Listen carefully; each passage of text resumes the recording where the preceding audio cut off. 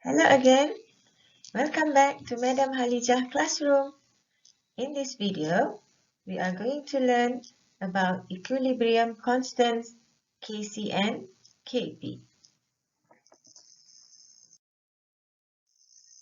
At the end of this video, you will be able to define homogeneous and heterogeneous equilibria and also deduce and write expression for equilibrium constants Kc and Kp for homogeneous and heterogeneous system. Let's begin. Okay, homogeneous equilibria adalah chemical equilibrium in which all the reactants and the products are in the same phase. Maksudnya, semua reaktan dan juga produk dalam sistem itu adalah dalam fasa yang sama. Maksudnya, cuba perhatikan tiga sistem ini. Maksudnya, semua reaktan dan juga produknya berada di dalam fasa yang sama. Jadi sistem seperti ini kita kata homogeneous equilibrium, berada di dalam keseimbangan yang homogeneous. Perhatikan juga contoh kedua, SO2 dan juga O2. Perhatikan, semuanya reaktan dan produk berada dalam satu fasa saja. Kalau gas, gas semua. Jika liquid, liquid semua. Itu maksud homogeneous equilibria. Homogeneous equilibria pula ialah chemical equilibria in which the reactants and the products are present in more than one phase. Contohnya, perhatikan sistem ini. A mixture of toluene and benzene. Maksudnya ini adalah contoh liquid gas equilibrium, keseimbangan liquid dan gas, cecair dan gas. Contoh lain adalah ini, keseimbangan solid dan gas, solid gas equilibrium di antara CaCO3 yang solid ini dengan produknya CaO dan CO2 yang gas. Ini adalah contoh heterogeneous equilibria. Right. We are going to learn how to write the Kc and Kp for homogeneous equilibria dahulu. Baik, kenapakah dalam constant ini K ni ada huruf C? Huruf C bermaksud K untuk satu sistem itu adalah disebut dengan merujuk kepada kepekatan. Kepekatan spesies di dalam itu. So, sebab itu ada huruf C di bawah K. Jadi, ambil contoh sistem ini. Sistem umum ini. Di mana C dan D adalah produk, A dan B adalah reactant. Dan A, B, C, D huruf kecil adalah stoichiometric coefficient untuk tidak balas ini. Jadi, untuk menuliskan sebutan Kc bagi sistem ini, kita ambil hasil darab kepekatan bagi produk, kita bahagi dengan hasil darab kepekatan bagi reaktan, di mana setiap satunya kita kuasakan dengan stoichiometric coefficient masing-masing. Ini adalah takrifan untuk law of mass action. Dalam video yang lepas kita telah bincangkan. Alright, now let's write the Kc for this system. The product will be C and D here, and the stoichiometric coefficient is the small c and d. Now, to write the K, remember, hasil darab produk C kuasa dengan stoichiometric coefficient dia, C kecil ini. Hasil darab maksudnya C dan D lah. Bahagi dengan ataupun ratio dengan kepekatan reaktan. Kuasa stoichiometric coefficient masing-masing. Jadi macam ni saja cara kita menuliskan Kc untuk sistem yang homogeneous. Okey, mari kita lihat satu contoh. Perhatikan sistem N2O4 kepada NO2 ini. Untuk menuliskan Kc bagi sistem ini, produk kuasa 2 kerana ada 2 di depan NO2 bahagi dengan kepekatan reaktan kuasa 1. Kerana di depan N2O4 ini stoichiometrik dia 1. So inilah dia KC bagi sistem ini. Contoh yang kedua, second example, KC SO3 kuasa 2 kerana stoichiometriknya 2 bahagi dengan reaktan SO2 dan O2. Kepekatan masing-masing. Inilah dia KC bagi sistem ini. Let's try one more. Cuba satu lagi. Kalau begini, KC kepekatan CH3COO kuasa 1, kepekatan H+ kuasa 1 juga, kepekatan CH3COOH kuasa 1 juga. Kerana di setiap spesies ini stoichiometric koefisiennya adalah 1. Untuk KP, P dalam K ni, di sebawah K ni ada huruf P.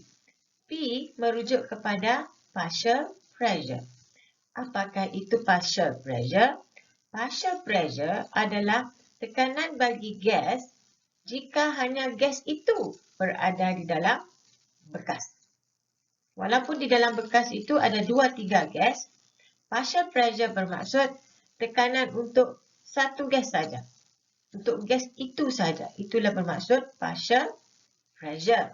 Jadi, jika KP, kita hanya melihat kepada reaktan ataupun produk yang berada di dalam bentuk gas sahaja. Only those who are in gas phase will be taken in expression of KP. Now, let's look at one example. Okay. Consider this system.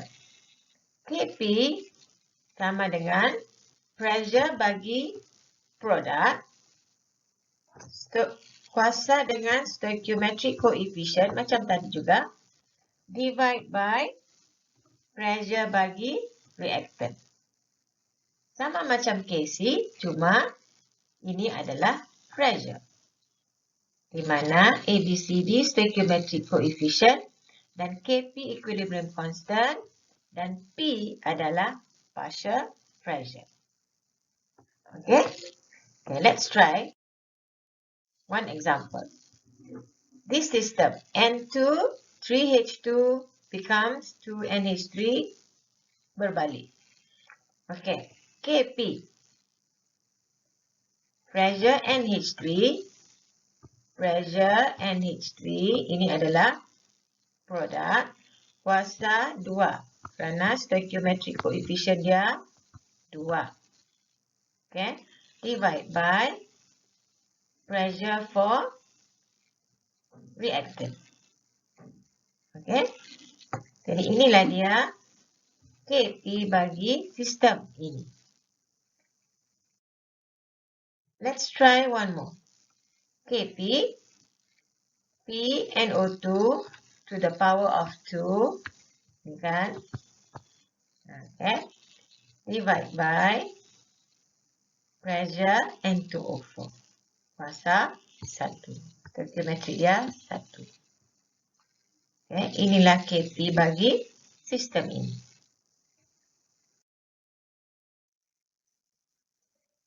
Let's try another one. This system KP will be PSO3 to the power of 2. You know why, right? Ini divide by P21. PO ini 1 kerana stoichiometrik dia 1 dan 2 kerana stoichiometrik ini 2. Boleh? So, inilah dia KP bagi sistem ini. Take note that equilibrium constant KC dan KP juga dipanggil equilibrium law expression. Nama lain bagi equilibrium constant.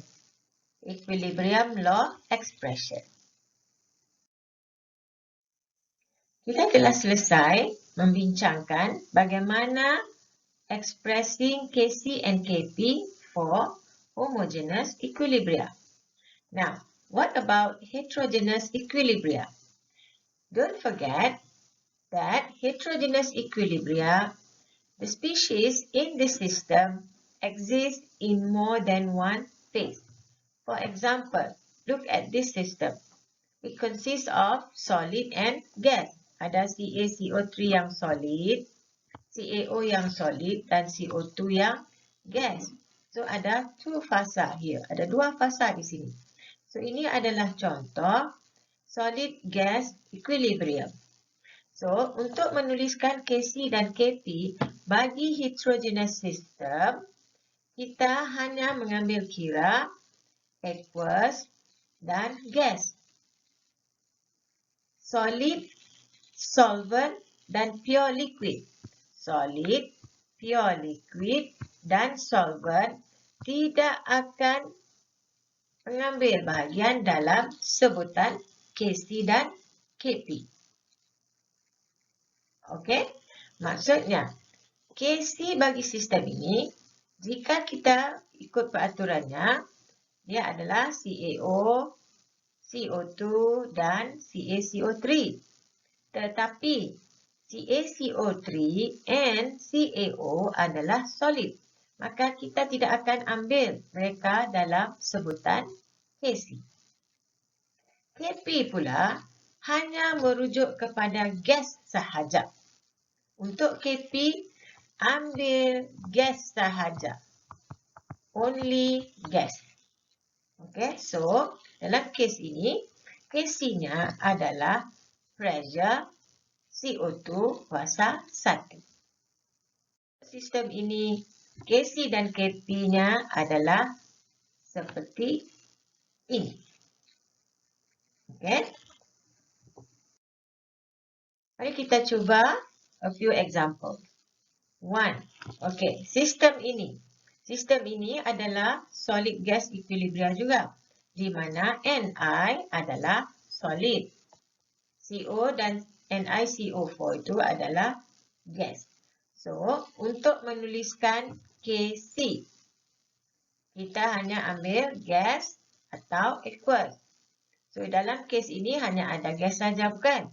Jadi, concentration product, concentration reactant to the power of stoichiometric-nya. Jangan kamu lupa stoichiometric ni ya. Nah, ni. Stoichiometric tu. So, ini adalah sebutan Kc untuk sistem ini.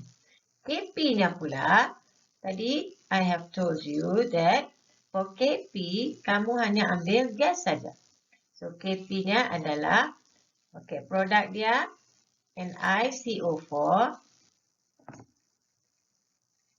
Ini ya, NiCO4 kuasa 1 divide by CO kuasa 4. Ini adalah Kc dan Kp bagi sistem ini. Let's try another one. Kc. Alright. Di sini, apa yang Madam mau tunjuk adalah dalam sistem ini kita ada liquid, ada gas dan ada aqueous. Remember, untuk liquid kita tidak ambil. Okay. Dan untuk Kc kita hanya ambil aqueous dan gas. So, Kc untuk sistem ini adalah concentration SO4 kerana dia adalah produk divide by concentration SO3 kerana dia adalah reactant. This is the Kc. Dan Kp pula adalah gas sahaja. Produk tidak ada gas kan? Tidak ada di sini. Tidak ada yang fasa gas di sini. No gas here. So, bila dia tidak ada gas di sini, maka sebutan untuk Kp akan menjadi begini. 1 per. Okay. 1 per partial pressure of SO3 kuasa 1. Inilah Kc dan Kp. for this system.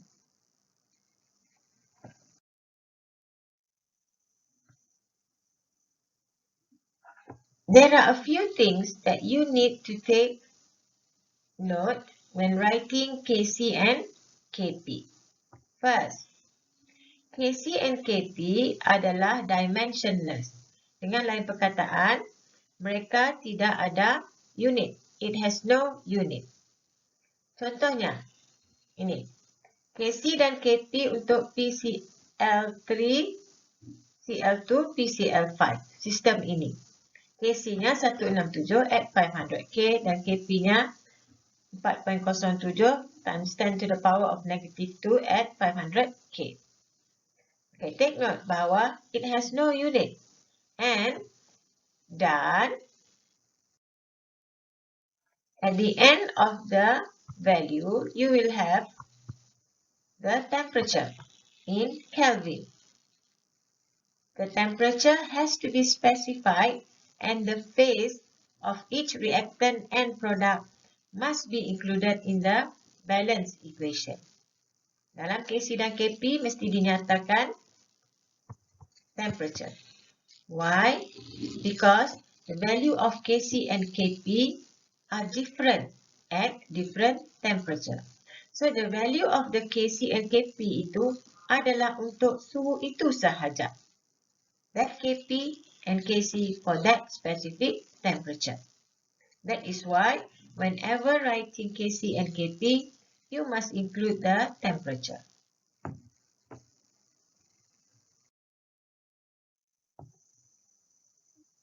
And the magnitude of K is an indication of how far the reaction proceeds toward product. Maksudnya, pentingnya mengetahui nilai K ini adalah whenever you know the magnitude, the value of K, bila kita tahu nilai K, kita akan tahu sejauh mana sistem itu bergerak ke arah produk. Maksudnya, lagi besar nilai K, maka lagi banyaklah sistem itu akan banyak ke arah produk. Contoh, katalah madam ada 3 sistem ini. Sistem yang pertama, yang biru ini adalah reactant dan yang merah ini adalah produk. Sistem kedua, ini adalah reactant, ini adalah produk kan. Yang ini reactant, yang ini produk. Okey. Dalam kes yang pertama, dia ada 25 yang biru, ada 49 biji yang biru, ada 1 biji yang merah. So, produknya 1, reaktannya 49. So, kita telah tahu KC dan KP adalah ratio produk kepada reaktan. So, bila kita ratiokan produk 1, reaktan 49, kita dapat nilai KC ini. Untuk sistem kedua, produk 49, reaktan 1, so nilainya 49. Yang ketiga, produk ada 25, reaktan pun ada 25. So, nilai dia 1. So, di antara ketiga-tiga ini, yang manakah sistem yang favor produk? Maksudnya yang banyak ke arah produk. Sudah tentulah sistem yang ini. So, bila kita tahu nilai KC dan KP, kita boleh tahu berapa besarnya sistem itu ke arah produk. Okay. That's all for now. Check out the next video 8.2.2. In the next video, we are going to discuss some examples of calculation and problems relating to KC and KP. See you there.